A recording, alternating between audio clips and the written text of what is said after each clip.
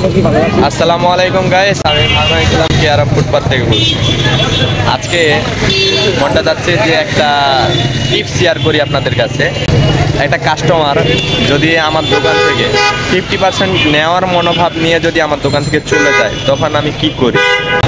কাস্টমারকে আমি ডিজাইনটা চয়েস করাতে পারছি যে এই প্রোডাক্টটা উনি নেবে, ঠিক আছে, ডিজাইন ঠিক আছে, এটা নেবে। ওনার সমস্যা হলো ইলাস্টিক কোমরটা নেবে।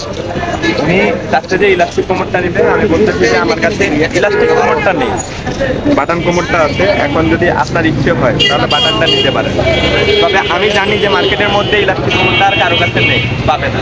তো সেক্ষেত্রে আমার দোকান থেকে যদি চলে যায়, পরবর্তীতে কিন্তু আর ব্যাগ আসার সম্ভাবনা অনেক কম, কারণ যেখানে পাবে ওখান থেকে নিয়ে যাবে।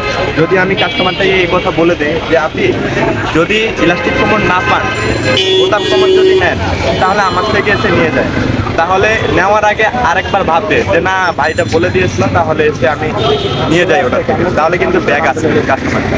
ওই রকম এটা ডিজাইনের ক্ষেত্রে বললাম। ধরেন কাস্টমার কালার নিয়ে এসেছে যে এই ব্ল্যাক কালারটা নিবে, ব্ল্যাক কালার নিবে। এখন ব্ল্যাক কালার আমার কাছে নেই, ব্ল্যাক কালারটা আমি পাচ্ছি না, ব্ল্যাক কালারটা নেই। ব্ল্যাকের বদলে আমি আলাদা কোনো কালার দেওয়ার চেষ্টা করছি, কিন্তু দিতে পারতেছি না। তো সেক্ষেত্রে এটাও জানি যে মার্কেটের ভিতরে কালো প্যান্ট অ্যাভেলেবেল আপাতত অনেক কম, স্টক নেই বললেই চলে। তো সেক্ষেত্রে আমি কি করি, তো যখন কাস্টমারটা চলে যায় তখন আমি ওনাকে বলে রাখি যে আপনি কালো বাদে যদি আলাদা কোনো কালার নেন, তাহলে অনেক হিউজ পরিমাণ কালার আছে, কালারের অভাব নেই, হিউজ পরিমাণ কালার আছে। যদি মন চায় তাহলে ভাইয়ের কাছে এসে প্রোডাক্টটা নিয়ে যায়, আলাদা কোনো প্রোডাক্ট নিয়ে যায়। তো সেক্ষেত্রে যখন চলে গেছে আলাদা দোকানে, তখন আলাদা দোকানে গিয়ে দেখে যে ব্ল্যাক কালার নেই, তাহলে কি করবে কাস্টমারটা, আলাদা কোনো প্রোডাক্ট নেওয়ার আগে আমার কথা ভাববে যে ভাই বলে দিয়েছিল যে কালার কালো বাদে আলাদা কালার নিলে আমার থেকে দিতে। তো তখন আবার ব্যাগ আসবে, কিন্তু ব্যাগ এসে বলবে যে আচ্ছা ঠিক আছে ভাই, আপনার কাছে যে কালারটা আছে ওটা দেখান, যদি পছন্দ হয় অবশ্যই নেবেন।